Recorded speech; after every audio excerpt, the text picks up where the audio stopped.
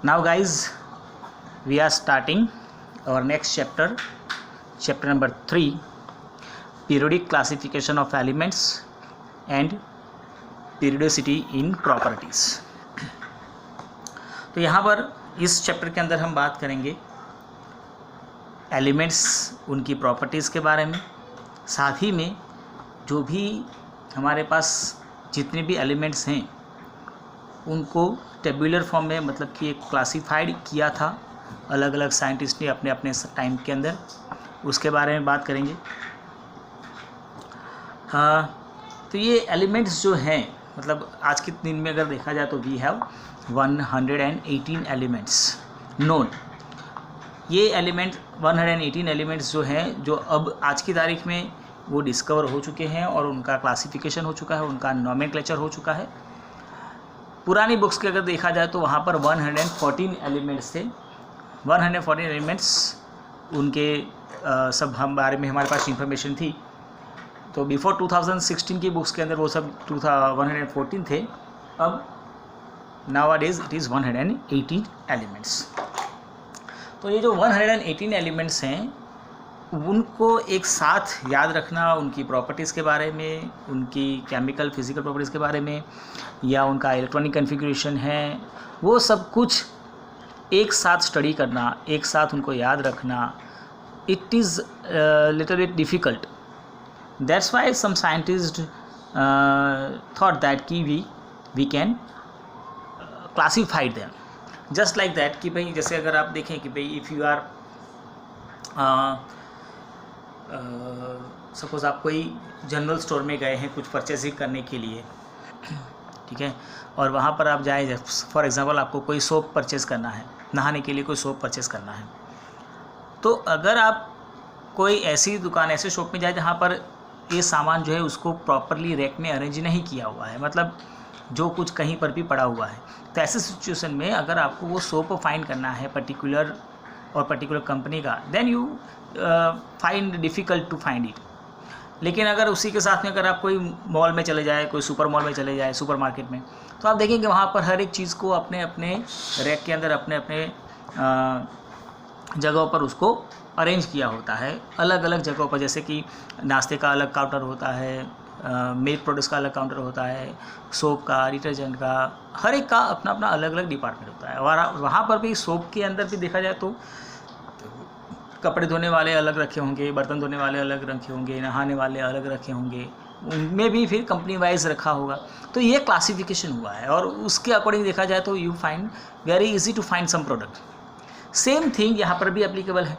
हमारे पास 118 एलिमेंट है तो उस 118 एलिमेंट्स को साइंटिस्ट ने सोचा कि हम उसको क्लासीफाई करके देंगे, जिससे क्या होगा, तो पर्टिकुलर ग्रुप के अंदर पर्टिकुलर एलिमेंट्स होंगे जिनकी सिमिलर केमिकल फिजिकल प्रॉपर्टीज़ होंगी। तो उसके हिसाब से अगर हम देखें जाए तो it will be easier to study. तो हमारे पास बहुत सारे अलग अलग साइंटिस्ट आए, उनके बारे में, डॉबनर के बारे में देखेंगे हम इसके अंदर, न्यूलैंड के बारे में देखेंगे, मेंडलीव के बारे में देखेंगे, then after modern period table के बारे में, और उसके साथ साथ फिर आगे हम देखेंगे पीरियोडिसिटी इन द प्रॉपर्टीज़ हैं, वो भी हम इस चैप्टर के अंदर देखने वाले हैं। तो सबसे पहला जो पॉइंट है वो है एलिमेंट्स। एलिमेंट्स क्या होते हैं? तो एलिमेंट्स वो चीज़ हैं which are made up of only one type of atom. वो सिर्फ और सिर्फ एक ही टाइप के एटम से बने हुए होते हैं। एटम एक नहीं होगा, एटम्स आर नंबर्स ऑफ, बहुत सारे एटम्स हैं, लेकिन उन नंबर्स ऑफ एटम जो भी हैं लाखों करोड़ों, जैसे आपको पता ही है कि भाई अगर हम 1 मोल भी ले लें तो भी वो 6.022 मल्टीप्लाई बाई 10⁻23 एटम्स होते हैं। इतने एटम्स होंगे लेकिन वो सभी सेम टाइप के ही होंगे। तो अगर सेम टाइप के हैं तो ही हम उसको एलिमेंट कंसिडर करेंगे, otherwise it may be compound, it may be mixture, whatever. लेकिन यहाँ पर जब हम एलिमेंट्स की बात करते हैं, ये एलिमेंट वर्ड दिया था लेवोइजर ने, एंटोइन एल लेवोइजर ने ये एलिमेंट्स वर्ड दिया था। और एलिमेंट्स जो होते हैं वो सिर्फ और सिर्फ एक ही टाइप के एटम से बने होते हैं। फॉर एग्जांपल हाइड्रोजन ले लो आप, nitrogen, oxygen, iron, gold, mercury, whatever, लेकिन वो सब एक ही टाइप के बने हुए होते हैं। तो इन एलिमेंट्स को क्लासीफाई करने की बात यहाँ पर हो रही है। तो जो सबसे पहले आए थे वो थे डॉबर्नियर। डॉबर्नियर जो थे उन्होंने सोचा कि लाओ भाई, उनके टाइम में कुछ ज़्यादा एलिमेंट्स नॉन नहीं थे, कुछ 30 के आसपास ही एलिमेंट्स जो थे वो वहाँ पर उनके टाइम पे नॉन थे। ये बात है नियरली 1829 की, 1829 के आसपास की एरा की बात है। और वहाँ पर उन्होंने सोचा कि भाई मैं जो भी हमारे पास एलिमेंट्स थे उनके टाइम पे, मैंने जैसे कहा कि at that time no more elements were known, nearly 30 के आसपास। लेकिन उन्होंने सोचा कि ये जितने भी हैं उनको भी मैं अभी क्लासीफाइड कर दूँ। तो उन्होंने कुछ प्रॉपर्टीज़ के बारे में देखा, और प्रॉपर्टीज़ में कहा थी कि भाई the reaction with oxygen and reaction with hydrogen होते थे। मतलब कोई भी एलिमेंट जो था वो ऑक्सीजन के साथ रिएक्शन करके ऑक्साइड्स बनाते हैं और हाइड्रोजन के साथ रिएक्शन करके हाइड्राइड बनाते हैं। तो अकॉर्डिंग टू दैट कि भाई कौन सा एलिमेंट जो है वो किस तरह का ऑक्साइड और हाइड्राइड बनाता है, उन्होंने ये देखा। सेकंड थिंग, एटॉमिक मास जो था, उस एटॉमिक मास को उन्होंने इंक्रीजिंग ऑर्डर में रखने का सोचा।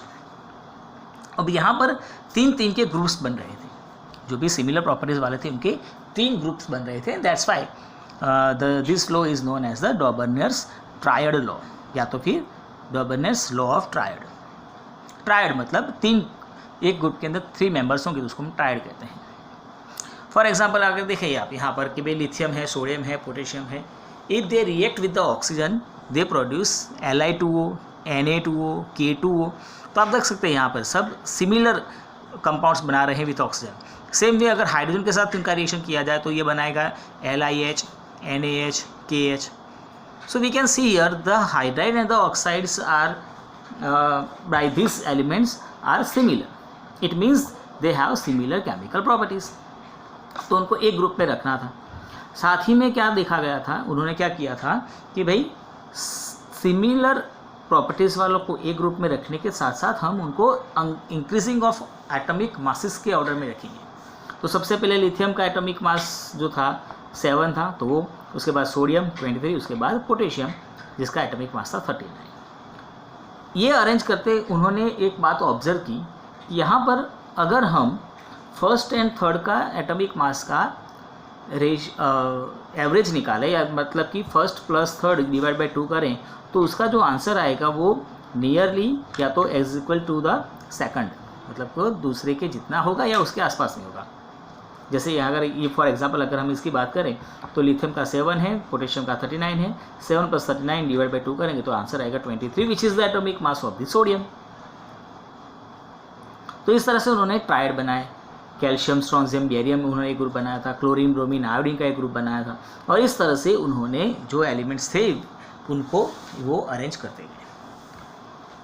लेकिन ये ऐसा नहीं था कि जितने एलिमेंट्स थे उतने ही रहने वाले थे। आफ्टर दैट टाइम कुछ नए एलिमेंट्स डिस्कवर होने लगे और उनको भी यहाँ एक सिमिलर प्रॉपर्टीज़ के अंदर रखने में, जैसे कि मैं एग्जांपल लूँ यहाँ पे फ्लोरीन का, chlorine, bromine, iodine and fluorine भी यहाँ ऐड हो जाता है, 4 एलिमेंट। तो उनका जो ट्रायड का कॉन्सेप्ट था पहले तो ये यहाँ पर फेल हो जाता है। सेकंड थिंग कि उन्होंने क्या कहा था, first plus third divide by 2, अब यहाँ पे फ्लोरीन ऐड कर देंगे तो 4 हो जाएगा, तो फिर वहाँ पर एवरेज नहीं निकलती है। उस तरह से यहाँ पर मैग्नीशियम ऐड हो सकता है, तो फिर ये ट्रायड का जो कॉन्सेप्ट था वो फेल हो गया। और डॉबर्नियर ने अरेंज किया था 2-3 ग्रुप भी, मतलब कि कुछ ग्रुप्स बने भी थे, लेकिन फिर वो ट्रायड्स की जगह पर बड़े बड़े ग्रुप बनने लगे और ट्रायड का उनका कॉन्सेप्ट जो था वो फेल हो गया। उनके बाद एक थे जो हमारे उसके बारे में दिया नहीं है, ABD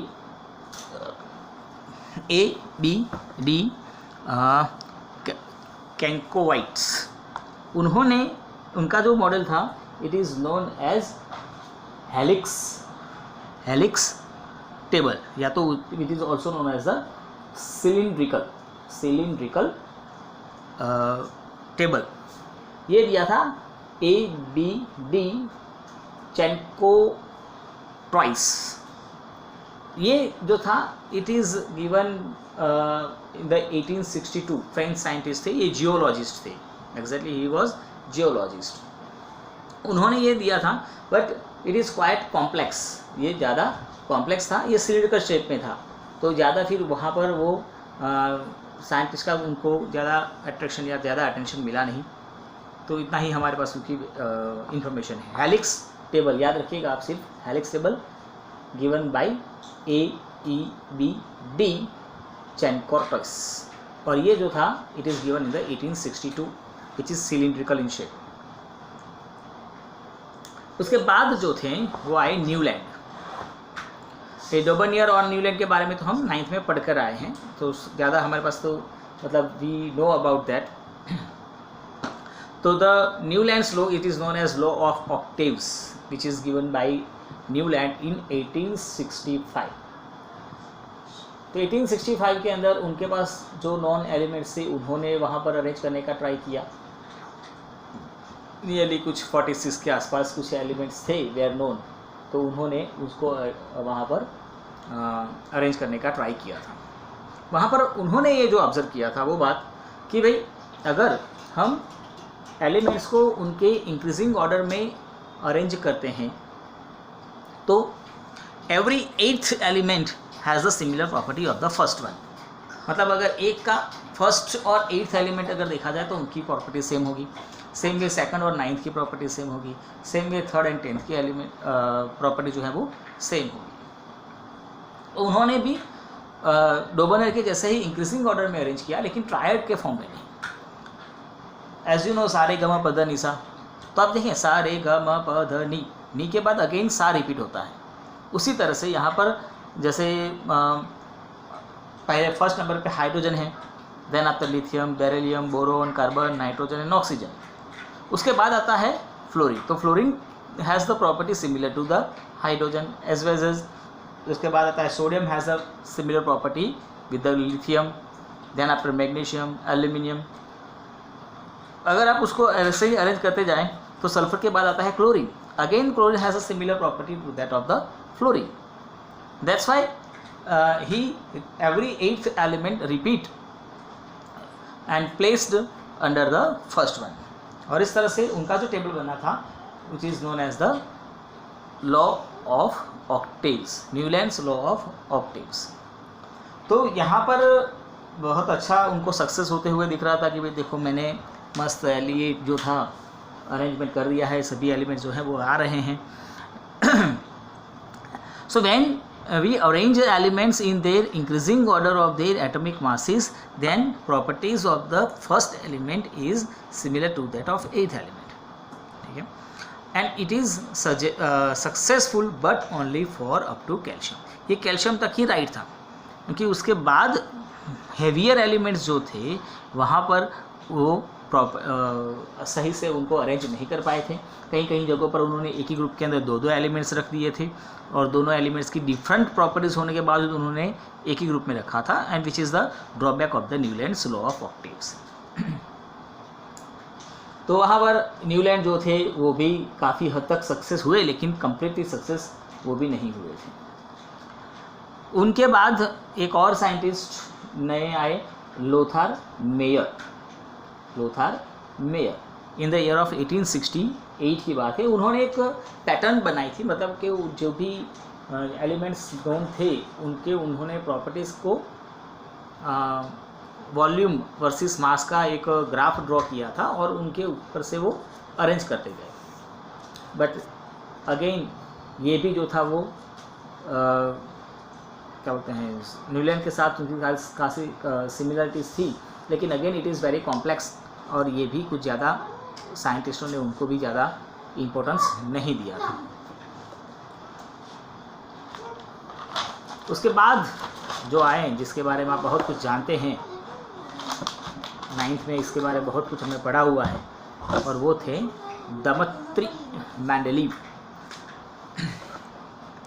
he was a Russian scientist, और 1869 के अंदर उन्होंने ये लॉ दिया था कि the property of the elements are a periodic function of their atomic weights या तो मास। तो दमित्री मेंडेलीव ने जो टेबल बनाया था वो काफ़ी हद तक सक्सेस था, मतलब कि अब तक जिन्होंने जो जितने भी टेबल्स बने थे उनके अंदर सबसे ज़्यादा सक्सेसफुल यही था दमित्री मेंडेलीव का टेबल। उन्होंने क्या किया था, मैं आपको बताऊँ, ये मैंने 9th में भी आपको पढ़ाया था कि भाई he was taken some cards, उन्होंने 63 elements were known at the time of Dmitri Mendeleev. तो उन्होंने 63 कार्ड्स लिए और 63 कार्ड्स के ऊपर जितने भी एलिमेंट्स थे उन एलिमेंट्स के उन्होंने नाम, सिंबल्स जो थे वो लिख दिए। हर एक एलिमेंट का अपना एटॉमिक मास लिख लिया। उनके साथ साथ उनकी जो केमिकल प्रॉपर्टीज़ थी, मतलब कि reaction with hydrogen and reaction with oxygen जो था वो लिख लिए, जो डेंसिटी थी वो लिख ली, मतलब जो भी प्रॉपर्टीज़ थी उन्होंने एक कार्ड के ऊपर लिख ली। ऐसे उन्होंने 63 कार्ड्स ले लिए थे। फिर उन 63 कार्ड्स जो थे उनको उन्होंने सिमिलर प्रॉपर्टी वाइज ग्रुप बना लिया। मतलब कि जो भी सपोज अगर मैं बात करूँ भाई ऑक्सीजन के साथ जो R2O जैसे बनाते हैं, मतलब जैसे Li2O, Na2O, K2O, तो उनको एक ग्रुप में रख दिया। जो R2O3 वाले थे उनको एक ग्रुप में रख दिया, R2O5 वाले थे उनको एक ग्रुप में रख दिया, RO वाले, RO2, RO3, उस तरह से उन्होंने केमिकल प्रॉपर्टीज़ को ध्यान में रखते हुए अलग अलग ग्रुप्स बना लिए। देन आफ्टर उस पर्टिकुलर ग्रुप को इंक्रीजिंग ऑर्डर में अरेंज कर दिया और जो उनके सामने रिजल्ट आया उसको उन्होंने टेबुलर फॉर्म में अरेंज कर दिया। और इस तरह से उनका जो टेबल बना, वो टेबल जो था उनके अंदर कुछ 12 सीरीज़ थी, मतलब जो हॉरिजॉन्टल लाइंस थी उनको कहा जाता है सीरीज़। तो 12 सीरीज़ थी, जो वर्टिकल लाइंस थी उनको 12 सीरीज़, और जो हॉरिजॉन्टल लाइंस थी, जो ग्रुप्स थे, ग्रुप को उन्होंने नाम दिया, ग्रुप्स जो थे वो उन्होंने 8 ग्रुप में डिवाइड किया था और हर एक ग्रुप जो था वो 2 पार्ट में सब डिवाइडेड था, मतलब ए बी। तो इस तरह से हॉरिजॉन्टल जो लाइंस थी सीरीज़, वर्टिकल लाइंस थी वो groups, 12 series, 8 groups and each group is divided into sub groups A and B. यहाँ पर उन्होंने भी, अगर मैं आपको दिखाऊँ उनका जो टेबल है, यू कैन आप उसमें आपकी टेक्स्ट बुक के अंदर दिया गया है, आप उसको अगर देखें तो ये है मेंडेलीव का टेबल। तो you can see here the chemical properties जो यहाँ पे लिखा है RO, R2O, RO, R2O3, RO2, R2O5, RO3, R2O7, last में RO4। These are the reaction with oxygen of the given metal। तो अगर आप यहाँ पर देखें तो एक सीक्वेंस बन रहा है। देखो फर्स्ट, फिर ऑल्टरनेट देखो तो यहाँ पर R है, एक को छोड़कर RO है, एक को छोड़कर RO2, फिर एक को छोड़ दो RO3, फिर एक को छोड़ दो RO4। आप इस तरह से याद रख सकते हैं R, RO, RO2, RO3, RO4। And the same way यहाँ पर देखो तो R2O, देन आफ्टर एक छोड़कर एक स्किप कर दो, उसके बाद देखो तो R2O3, एक स्किप कर दो R2O5, then after R2O7, R2O, R2O3, R2O5, R2O7। तो सिंपल आप इस तरह से उसको याद रख सकते हैं। This are the reaction with oxygen of that given groups. अब ये ग्रुप जो हैं, सपोज हम इस फर्स्ट ग्रुप की बात करें तो ये हैं hydrogen, lithium, sodium, potassium, copper. ये ग्रुप जो है वो उसके साथ ऑक्सीजन जो होंगे, वो उसका जो रिएक्शन होगा वो बनाएंगे ऑक्साइड्स। तो R2O टाइप के होंगे, जैसे L लिथियम है तो Li2O, सोडियम है Na2O, पोटेशियम है K2O। उस तरह से अगर हम सेकंड ग्रुप की बात करें, ये भी जो है वो बनाएंगे RO, मतलब जैसे कि बेरिलियम है तो BeO, मैग्नीशियम है MgO, कैल्शियम है CaO, जिंक है ZnO। देखो ये R2O3 बनाते हैं, जैसे बोरोन है तो B2O3, एल्यूमिनियम Al2O3, गैलियम है तो Ga2O3। इस तरह से ये केमिकल प्रॉपर्टीज़, और साथ ही में ये उनके नीचे रखा हुआ है, आप देख सकते हैं the atomic weights. Atomic weights जो है उसके इंक्रीजिंग ऑर्डर में यहाँ पर हमने उसको रखा हुआ है। तो इस तरह से, और लास्ट ग्रुप जो था उन्होंने उसको 3 ग्रुप मतलब कि डिवाइड नहीं किया था, लेकिन एक बड़ा ग्रुप करके वहाँ पर उनको छोड़ दिया था। तो ये था periodic table published by the Mendeleev. लेकिन यहाँ पर मेंडेलीव जो थे उन्होंने कुछ बोल्ड डिसीजन भी लिए थे, वी कैन से दैट, कि उन्होंने आगे वालों ने जो गलती की थी वो गलती इन्होंने रिपीट नहीं की थी। आगे वाले जो साइंटिस्ट, मतलब जो अब तक हमने जो देखे बिफोर द मेंडेलीव, उन सब ने एक गलती कर दी थी कि भाई जो भी जितने एलिमेंट्स थे उतने ही एलिमेंट्स को वो अरेंज करते जा रहे थे, कि किसी ने भी ये नहीं सोचा कि और एलिमेंट जो हैं वो अब डिस्कवर आगे हो सकते हैं। तो उनके जो डिसीजन थे उसमें एक ये था कि कुछ एलिमेंट्स ऐसे थे जो डिस्कवर नहीं हुए थे, उनके बारे में उन्होंने फोरकास्टिंग किया था। इन द सेंस कि जैसे अगर आप टेबल के अंदर देखें तो एक के बाद तो दूसरा एलिमेंट आता है, उनके जो मासेस होते हैं, एटॉमिक मासेस में डिफरेंस आता है, लेकिन बहुत ज़्यादा नहीं, 4-5 3 4-5 का डिफरेंस आता है। लेकिन अब कई जगहों पर उन्होंने देखा कि एटॉमिक मास का 10 या उससे ज़्यादा का डिफरेंस आ रहा है। तो उन्होंने ये सोचा कि अगर ज़्यादा एटॉमिक मास का डिफरेंस आ रहा है, मतलब ये हो सकता है कि इन दोनों मासेस के बीच में एक और मास होना चाहिए, जिससे जो सीक्वेंस हैं वो बनी रहेगी। मतलब कि आगे वाले साइंटिस्ट ने क्या किया था, जो थे उनको उसी फॉर्म में रख दिया था। यहाँ पर दमेत्री ने ऐसा नहीं किया। मेंडलीव साहब ने क्या किया, कुछ जगह खाली छोड़ दी, और उन खाली जगह को उनकी गलती नहीं, लेकिन उन्होंने ये फोरकास्ट किया था कि यहाँ पर कुछ और एलिमेंट इन फ्यूचर डिस्कवर होंगे और उनकी जो प्रॉपर्टीज़ होंगी वो कैसी होगी वो भी उन्होंने बताई थी। फॉर एग्जांपल एक था एका एल्यूमिनियम। एका इज़ अ संस्कृत वर्ड। एका मतलब उसका मतलब होता है कि उसके जैसा, उसके नेक्स्ट आने वाला, मतलब 2 के बाद 3 आता है, तो वो 3 जो है इट इज़ एका टू द 2, इसीलिए उन्होंने नाम दिया था एका एल्यूमिनियम। एका एल्यूमिनियम मतलब कि एल्यूमिनियम के बाद आने वाला। तो उन्होंने फोरकास्टिंग किया था कि उसकी प्रॉपर्टी जो होगी वो उसकी जैसी होगी, मतलब वो ऑक्साइड बनाएगा तो E2O3 जैसे ऑक्साइड बनाएगा, अगर क्लोराइड बनाएगा तो ECl3 जैसा बनाएगा, और उसका जो मास होगा वो नियरली 68 के आसपास होना चाहिए। और इन की फोरकास्टिंग के बाद एक और एलिमेंट जो था वो डिस्कवर हुआ, जिसका नाम दिया गया था gallium, which has the oxides of Ga2O3 and chloride is GaCl3 and the mass was 70। तो उनकी ये फोरकास्टिंग जो थी वो फिर आगे जाकर सही हुई। इस तरह से उन्होंने एक और प्लेस छोड़ दी थी खाली, और वहाँ पे नाम दिया था एका सिलिकॉन, और वो बनाता है oxides EO2, chloride ECl4 and उसका मास था 72। उन्होंने जो फोरकास्ट किया था वो, और जब मिला वो था जर्मेनियम, जिसकी प्रॉपर्टीज़ थी उसके ऑक्साइड से GeO2, क्लोराइड से GeCl4 and the mass is 72.6। तो इस तरह से उन्होंने उनके टाइम में बहुत अच्छा पीरियोडिक टेबल बनाया था, लेकिन उनके कुछ ड्रॉबैक थे।